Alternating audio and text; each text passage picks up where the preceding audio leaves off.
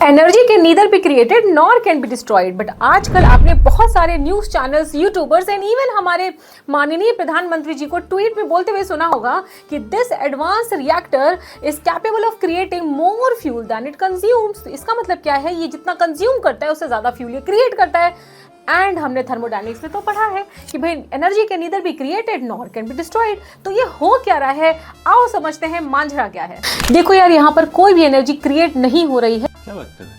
और मुद्दा सिर्फ इतना सा है कि जो नॉर्मल रिएक्टर्स होते हैं वो सिर्फ और सिर्फ 1 to 5% of the total energy को यूटिलाइज करते हैं and only a small fraction of uranium does the fission. That means what, almost 95% energy यहाँ पर वेस्ट हो जाती है। और इसी वेस्ट एनर्जी को यूटिलाइजेशन करने के लिए फास्ट ब्रीडर रिएक्टर्स बनाए गए हैं और इन्हीं को एडवांस बोला जा रहा है। और ये फास्ट ब्रीडर रिएक्टर्स इसी वेस्ट यूरेनियम को एक यूजफुल यूरेनियम 233 के फॉर्म में कन्वर्ट कर देते हैं, जिसे हम फर्दर फ्यूल की तरह यूटिलाइज कर सकते हैं। तो यहाँ पर कोई थर्मोडायनेमिक्स का लॉ ब्रेक नहीं हो रहा है, जस्ट एक वेस्टेड एनर्जी को यूजफुल एनर्जी में कन्वर्ट किया जा रहा है। दैट मीन्स एक फॉर्म के यूरेनियम को दूसरे फॉर्म के यूरेनियम में जो कि यूज किया जा सकता है एज अ फ्यूल, कन्वर्जन हो रहा है। आइए जानते हैं इसको एक और अच्छे पिक्टोरियल फॉर्म में। See, India has limited uranium reserves but vast thorium reserves. अभी तक स्टेज 1 में इंडिया क्या कर रहा था, एक नॉर्मल रिएक्टर्स वो यूरेनियम के यूटिलाइजेशन करके इलेक्ट्रिसिटी बनाता था और प्लूटोनियम में इसको कन्वर्ट कर देता था।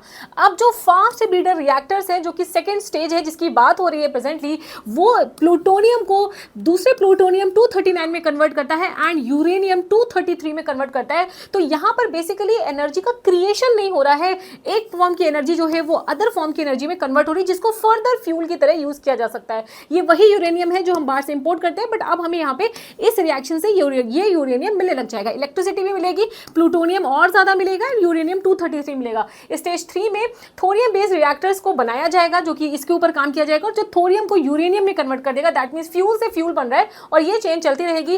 एंड यहाँ पर एनर्जी का क्रिएशन नहीं है, it's just conversion of energy from waste form to useful form.